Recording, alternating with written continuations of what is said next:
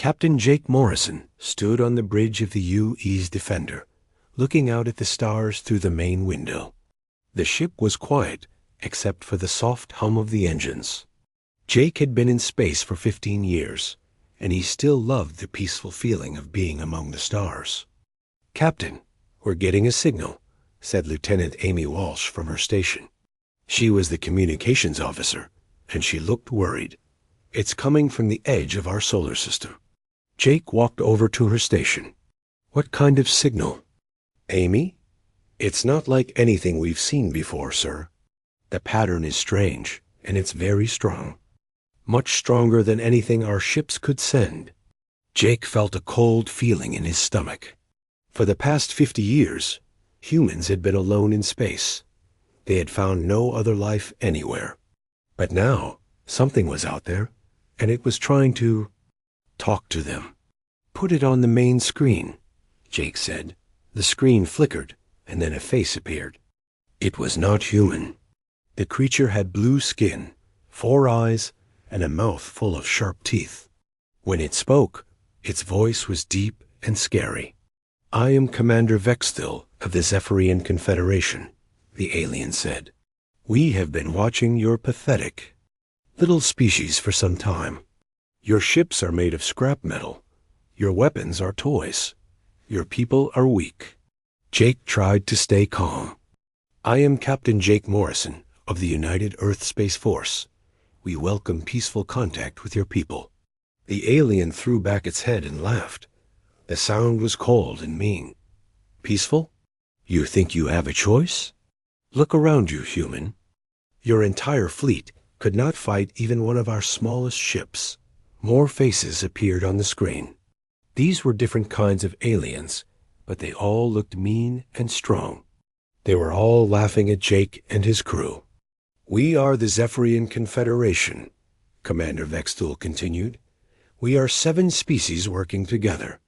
We have conquered 100 worlds. We have destroyed 1,000 fleets. And now we will take your worlds too." Jake's hands were shaking, but he kept his voice steady. "What do you want from us?" "We want you gone," the alien said. "Your species is weak and useless.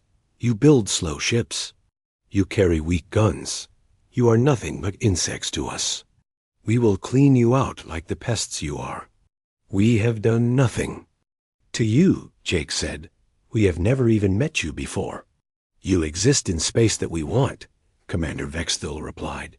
"That is enough. You have 72 hours to leave your colonies. Take your people and go somewhere else. After that, we will start pest control." Amy looked at Jake with wide eyes. She was scared, and Jake could not blame her. "They all were? And if we refuse?" Jake asked that all the aliens on the screen started laughing again. "Then we will remove you by force," Commander Vexthul said. "Your ships will burn. Your colonies will be destroyed.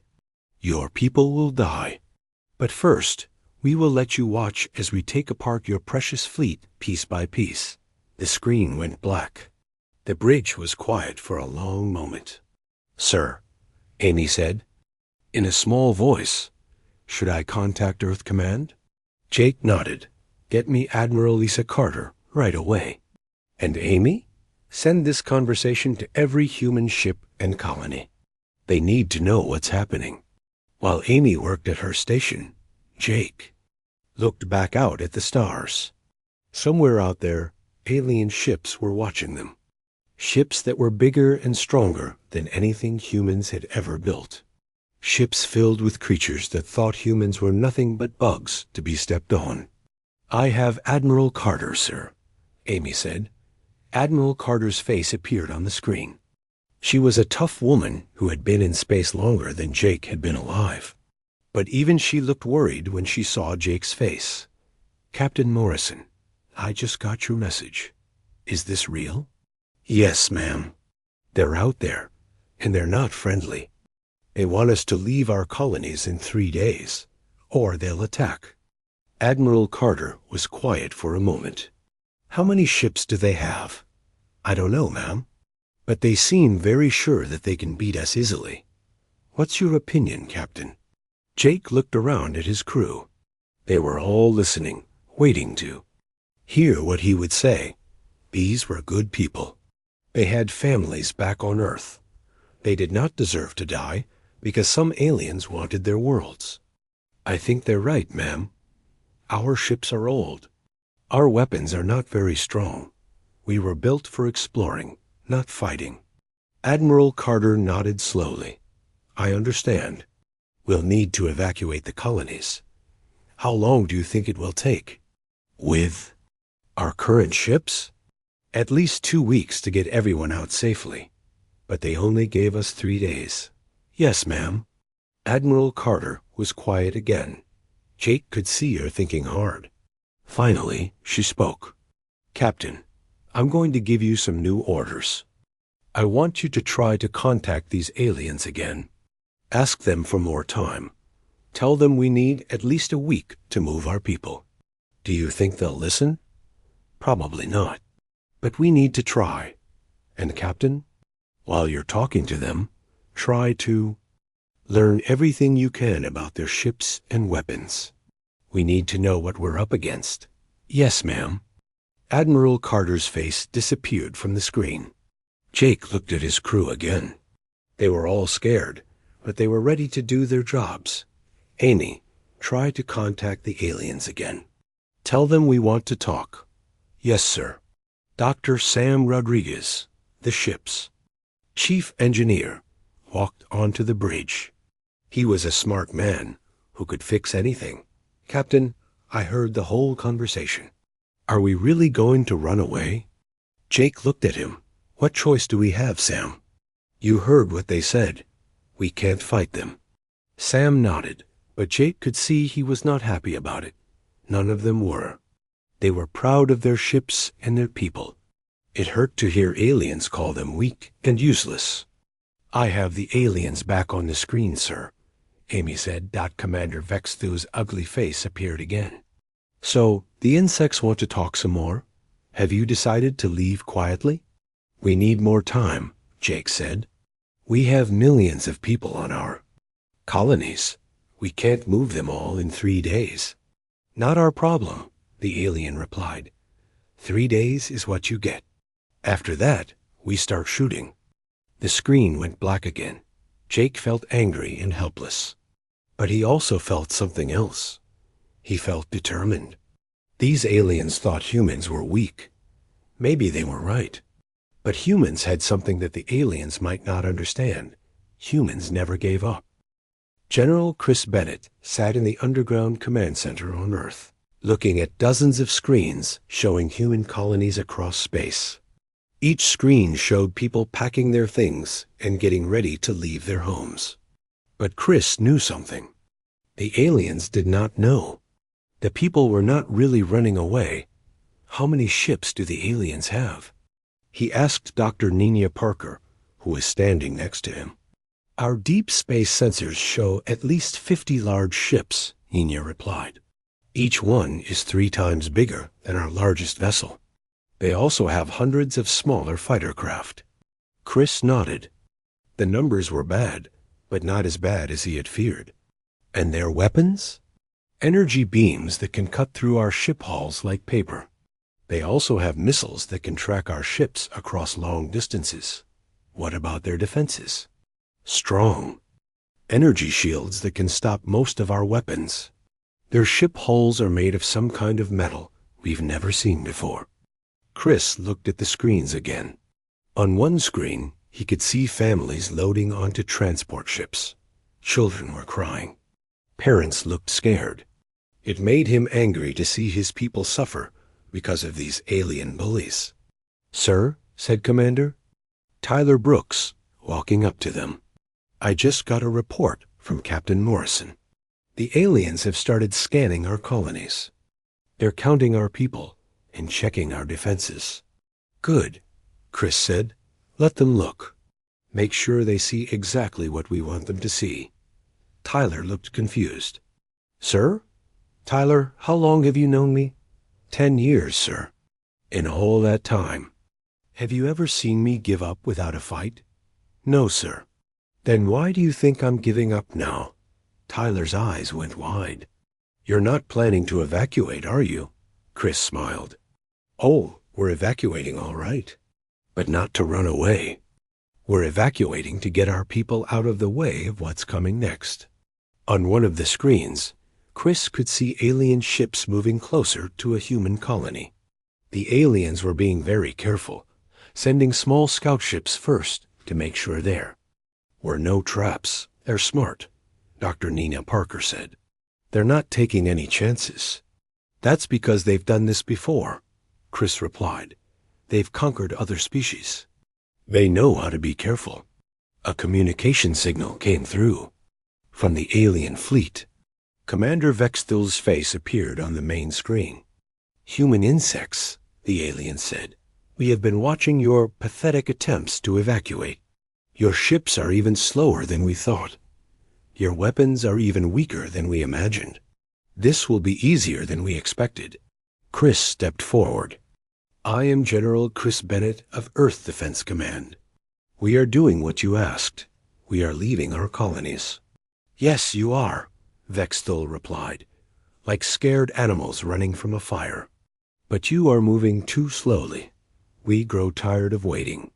Our ships are not as fast as yours," Chris said. "We're doing our best." The alien laughed. "Your best is not good enough. We will give you one more day. After that, we will start destroying your colonies, whether your people are gone or not." The screen went black. Chris turned to his staff. "Nina, is Dr. Rodriguez ready?" "He says he needs 12 more hours to finish the calculations." "He's got 6 hours. Tyler, are our people in position?" "Yes, sir. All non-essential personnel have been moved to safe locations. Our defense teams are ready." "Good. Make sure the aliens don't see them moving. We need the aliens to think we're just a bunch of scared colonists running away." Chris walked to another screen that showed the alien fleet. The ships were massive and scary looking. They had weapons sticking out from every side. They looked like they could destroy a planet. "Sir," Tyler said, "are you sure about this? Those ships look very powerful." "They are powerful," Chris replied, "but they have one big weakness." "What's that?" "They think we're weak." Dr. Nina Parker was looking at readings from the alien ships.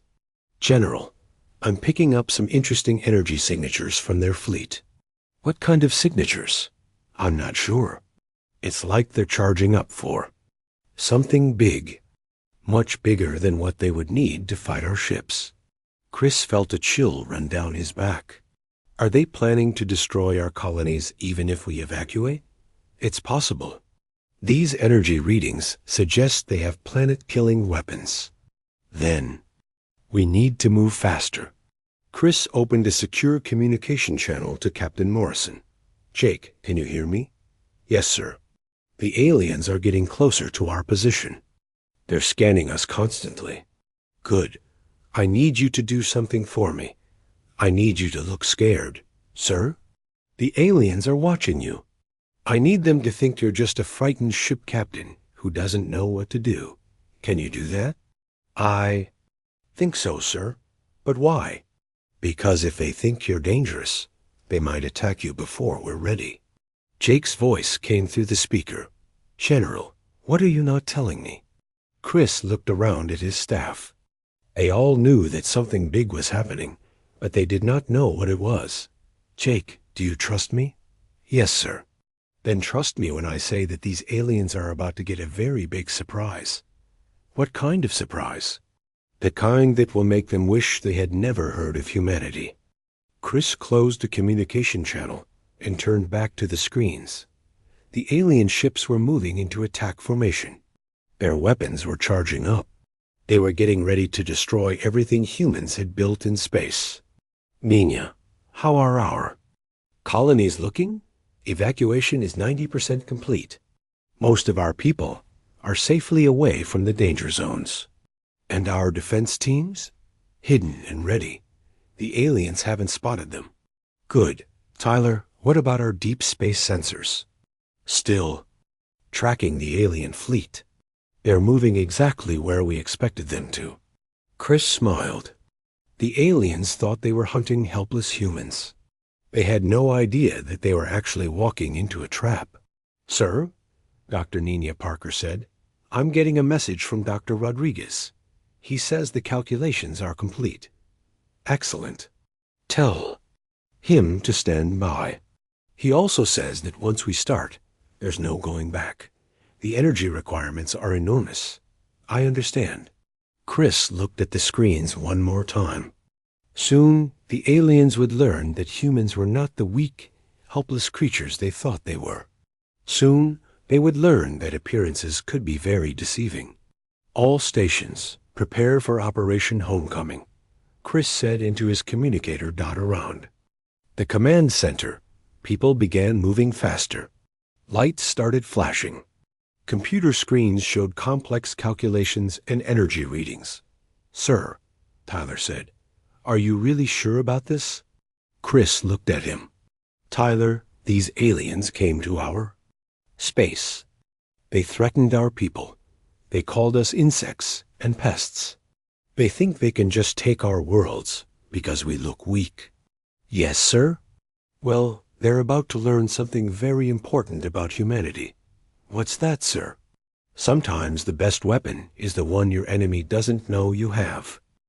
Captain Roy Nelson gripped the controls of the UES Ironclad as alien fighters swept past his ship.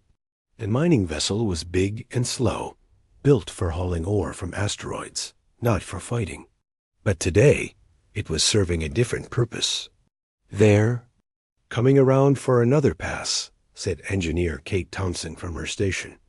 "Their weapons are charging up." Roy watched the alien fighters on his screen. They were fast and deadly, like metal sharks swimming through space. "Let them come. Make sure they get a good look at us." The ironclad shook as alien energy beams hit its hull. The ship's armor was thick, but it would not hold forever. Red lights flashed on the control panel. "Hull breach on deck 7, Kate." "Reported. We're losing air." "Seal it off," Roy ordered. "And Kate?" "Make sure our distress signal is broadcasting on all frequencies." "Already doing it, sir." The alien fighters circled the ironclad like wolves around a wounded deer. They were, playing with their prey, showing off their superior speed and weapons. Through the ship's windows, Roy could see them clearly. The alien pilots were probably laughing at how easy this was. "Sir," said pilot Danny Clark over the radio, "I'm in position with my fighter wing. Should we engage?" "Negative, Danny. Stick to the plan. Let them think we're helpless." Roy watched his screens as more alien ships appeared. These were bigger vessels, warships with enough firepower to destroy his ship in seconds. But they were holding back, probably wanting to capture some humans alive to study them. "Captain," Kate said, "I'm picking up alien communications. They're talking about us." "What are they saying?" "They're laughing. They say human ships are made of scrap metal and that we fight like children." Roy felt anger rise in his chest, but he pushed it down. The aliens needed to believe they were winning. Everything depended on it. "Sir, we've got company," Danny said. Over the radio. 3 alien destroyers just dropped out of hyperspace. They're heading straight for us." "Copy that. All ships, begin retreat to Rally Point 7. "Sir?" Kate looked confused. "Are we really running away?" Roy looked at her and smiled. "Kate, do you remember what we used to do when we were kids and bigger kids tried to bully us? We'd run away. Sometimes. But first, we'd make sure we were running toward our big brother." Kate's eyes went wide. "Oh." The ironclad began to move away from the aliens, its engines straining to build speed. The ship was not fast, but it was heading in a very specific direction. Behind them, the alien fighters followed, still playing with their prey. "All human ships, this is Captain Morrison on the Defender," came a voice over the radio. "We're taking heavy casualties. Fall back to the outer system." Roy could hear the fear in Morrison's voice. It sounded real, but Roy knew it was an act. Morrison was one of the best actors in the fleet. Roger that, Defender. We're moving to your position. More human ships appeared on Roy's screens. They were all moving in the same direction, all looking like they were running away in panic. The U.S. Ranger was leaking air from multiple hull breaches. The U.S. Explorer was moving on one engine. The U.S. Guardian was spinning slowly, as if its navigation system was damaged. They're buying it, Kate said, watching the alien ships. They think we're beaten. Good. How far to the rally point? 15 minutes at current speed. Roy checked his instruments. The ironclad was taking more damage, but it was still flying. Around them, other human ships were also limping toward the rally point. Some were really damaged from the alien attacks. Others were just pretending to be hurt. Sir, Danny said over the radio, the aliens are sending more ships.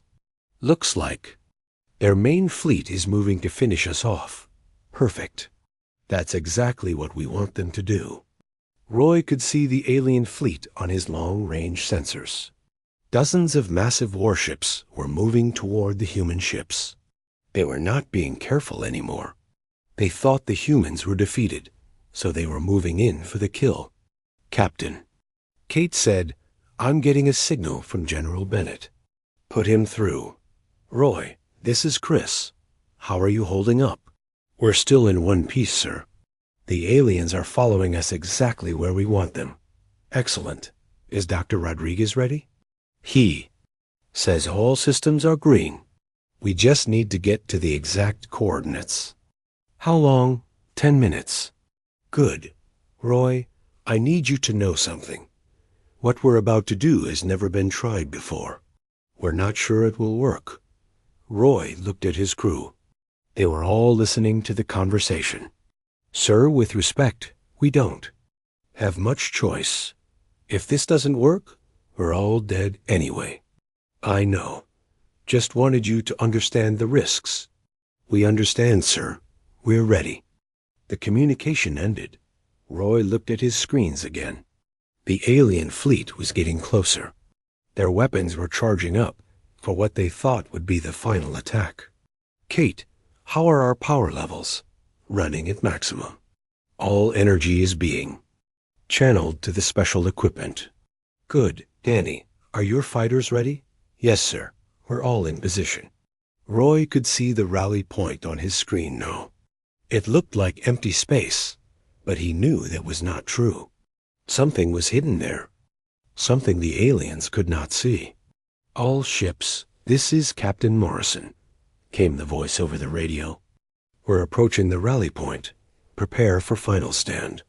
The human ships formed a loose circle around the rally point. They looked scared and desperate, like animals backed into a corner.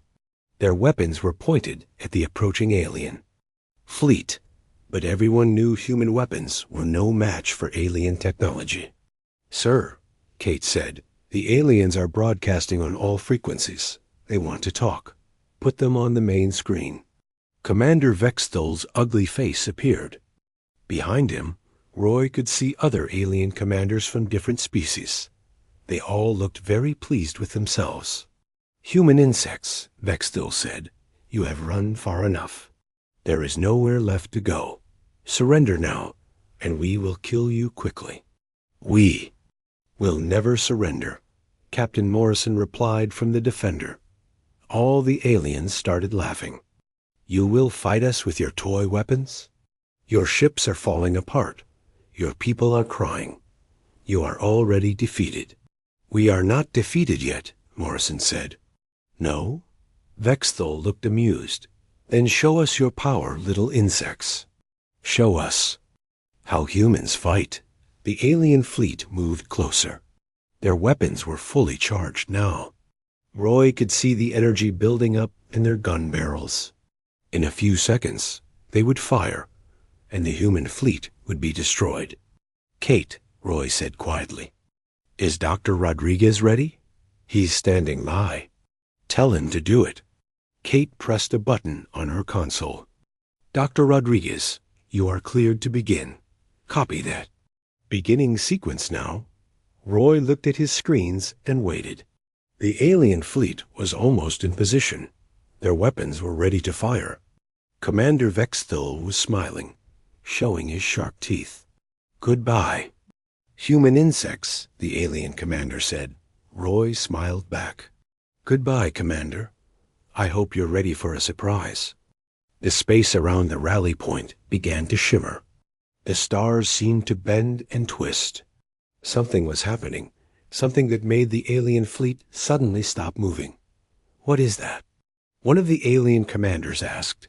Roy's smile got bigger. That, Commander, is humanity's real fleet. Space itself seemed to tear open like a giant wound. The stars twisted and bent as reality split apart. From this impossible opening in space, something massive began to emerge. Admiral Kevin Wright stood on the bridge of the UE Sid Titan, watching as his ship left its hiding place between dimensions. After 5 years of waiting in the dark space between realities, they were finally coming home. All systems online, reported Dr. Rachel Green from her station. Dimensional engines are stable. We're fully back in normal space. Kevin looked at the main screen. The Titan was enormous, bigger than any ship ever built by humans or aliens. It was 10 kilometers long and 3 kilometers wide. Its hull was made of metals that did not exist in normal space, forged in the dimensional void where the ship had been hidden. Sir, said Commander Jason Miller, we're detecting the alien fleet. They're right where General Bennett said they would be. How many ships? 67 large vessels, 312 fighters. They're all focused on our decoy fleet. Kevin nodded. The plan was working perfectly. For months, human ships had been pretending to be weak and helpless. They had let the aliens think they were nothing but a primitive species with old technology. Now it was time to show them the truth. Jason, open a channel to the alien fleet. Channel open, sir. Kevin looked at the screen as Commander Vexthul. Face appeared. The alien commander was no longer smiling. His 4 eyes were wide with shock and fear. I am Admiral Kevin Wright of the United Earth Space Force, Kevin said in a calm voice. You wanted to see humanity's true fleet. Here it is. Behind him, more ships were emerging from the dimensional tier. These were not the old, slow vessels. The aliens had been fighting. These were warships built with technology that humans had secretly developed for decades. They were fast, deadly, and covered in weapons that could tear apart alien ships. Impossible, Vexthul whispered. Where did you get these ships? We built them, Kevin replied. While you were laughing at our old ships, we were building new ones.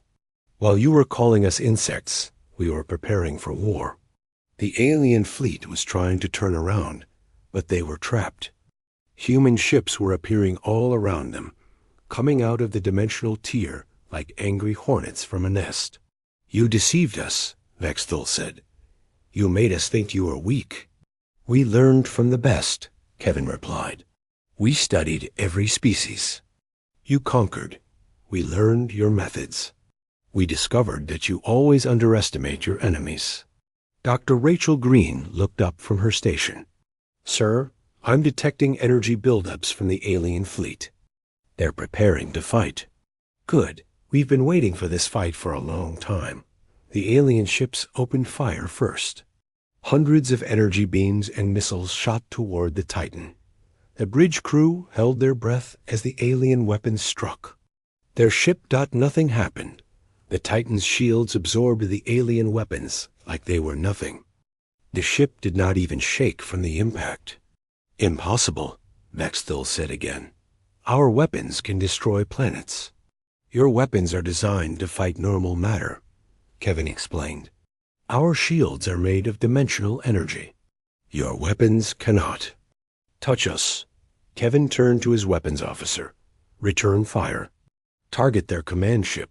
The Titan's main gun charged up. It was a weapon that used the same dimensional energy that powered the ship's shields. When it fired, reality itself seemed to bend around the beam. The alien command ship tried to dodge, but the dimensional beam followed it through space. When it hit, the alien ship simply disappeared. One moment it was there, the next moment it was gone. Where did it go? One of the alien commanders asked in panic. It was sent to another dimension, Kevin replied. Your commander is still alive, but he's no longer in our reality. The alien fleet was in chaos now. Their ships were firing wildly at the human vessels, but nothing was working. Human shields were too strong. Human weapons were too powerful. The aliens were losing badly. Sir, Commander Jason Miller said, we're receiving surrender requests from 12 alien ships. Ignore them. They didn't give our colonies a chance to surrender. More human ships were coming through the dimensional tier. Kevin could see Captain Morrison's real fleet now. These were not the damaged ships the aliens had been chasing. These were fresh warships, fully armed and ready for battle. Admiral Wright, Morrison's voice came over the radio. Thank you for the rescue. Thank you for leading them to us, Captain. You did excellent work. Kevin looked at the alien fleet again. They were still trying to fight, but it was hopeless. Human ships were everywhere, and more were arriving every minute. Sir, Dr. Rachel Green said, I'm detecting some interesting energy signatures from the alien ships. They're using a type of power we haven't seen before. Can we use it? Possibly. If we can capture some of their ships intact, we might be able to learn new technologies. Kevin smiled. Jason, send word to all ships. Capture as many alien vessels as possible. Try not to destroy them unless necessary. Yes, sir. The battle was turning into a rout. Alien ships were surrendering or being captured. A few tried to run away, but human ships were faster and caught them easily. Admiral, came a voice over the radio. This is Captain Roy Nelson on the Ironclad. We're seeing some alien ships trying to escape to hyperspace. Don't let them leave, Captain. We can't have them warning other alien fleets about our real capabilities. Copy that. We're moving to intercept. Kevin watched as human ships surrounded the remaining alien vessels. The battle was almost over. The aliens who had called humans. Insects were now trapped like insects themselves. Sir, Commander Jason Miller said, we're receiving a message from the alien fleet.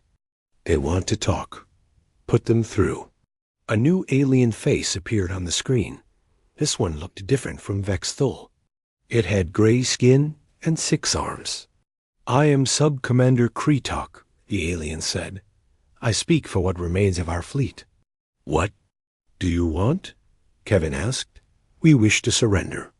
We underestimated your species. We thought you were weak, but we were wrong. Yes, you were wrong. You came to our space. You threatened our people. You called us insects and pests. We apologize. We made a mistake. Kevin looked around his bridge. His crew was watching him, waiting to see what he would do. These aliens had come to destroy human colonies. They had planned to kill millions of innocent people. Your apology is noted, Kevin said. But apologies don't bring back the people you've already killed. We are willing to pay compensation. We have technology and resources we can share. We'll consider it. But first, you're going to tell us everything about your confederation. How many species? How many ships? Where are your home worlds? The alien looked frightened. If we tell you that, you could attack us. Kevin smiled. Sub-Commander, you came here to attack us. You thought we were weak, so you decided to take our worlds. Now you know we're not weak. The question is, what are you going to do about it? The alien was quiet for a long moment. Finally, he spoke. We will tell you everything you want to know. Good, that's a start. Kevin looked at the dimensional tier that was slowly closing behind them. The Titan and its fleet had been hidden. there for years, waiting for the right moment to reveal themselves. Now that moment had come, and the galaxy would never be the same. "Sir," Dr. Rachel Green said, "should we return to the dimensional void?" "Not yet. I think it's time the galaxy learned that humanity is not as weak as we appear to be." Captain Beth Harrison flew her fighter in a perfect circle around the captured alien fleet. Her squadron was one of dozens that had come through the dimensional tier with the Titan. Unlike the old human fighters the aliens had been fighting, these were fast, deadly, and equipped with weapons that could cut through alien armor like paper. "Dragon Squadron, this is Dragon Leader," she said into her radio. "Keep your eyes on the alien ships. Some of them might still try to run." "Copy that, Dragon Leader," came the reply from her wingman. "But where would they go? We've got them surrounded." Beth smiled inside her helmet. It was true. The alien fleet was trapped in the middle of a growing circle of human ships. Every few minutes, more human vessels arrived through the dimensional tier. The aliens who had come to destroy human colonies are now helpless prisoners. "Dragon Leader, this is Admiral." "Right," came a voice over the radio. "We need you to escort some of the captured alien ships to the interrogation area." "Copy that, Admiral. Which ships?" "The ones carrying the alien commanders.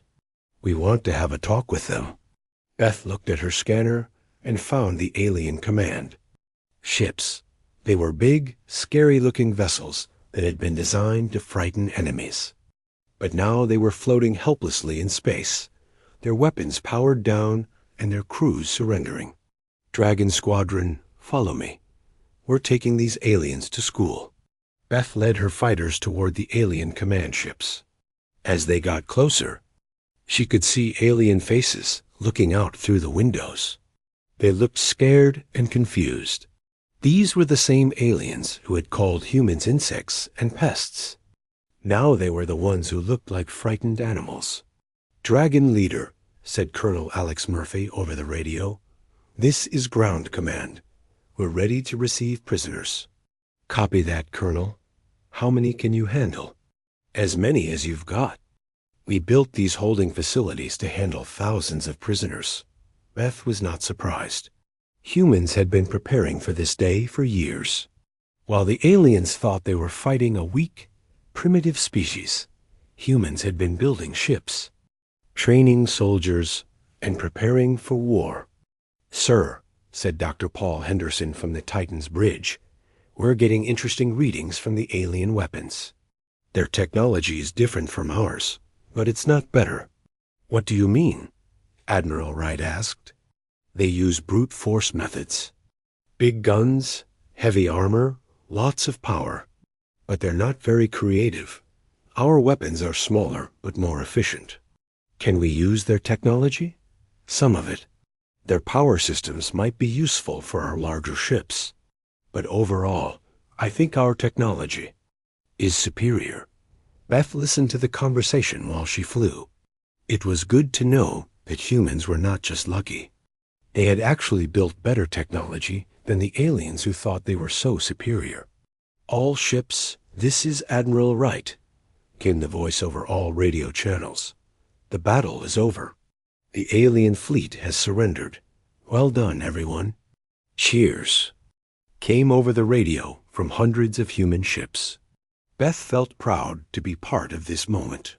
For too long, humans had pretended to be weak. Now they had shown the galaxy what they were really capable of. "Dragon Leader," Admiral Wright continued, "bring the alien commanders to the Titan. We need to have a serious conversation with them." "Copy that, sir."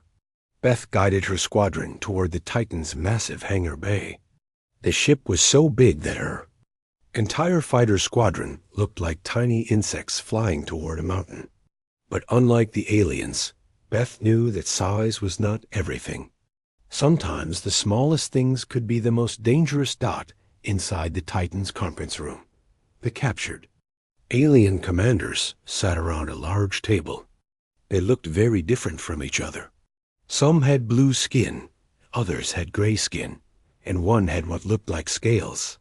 But they all had the same expression on their faces: fear. Admiral Wright walked into the room, followed by Captain Morrison and General Bennett.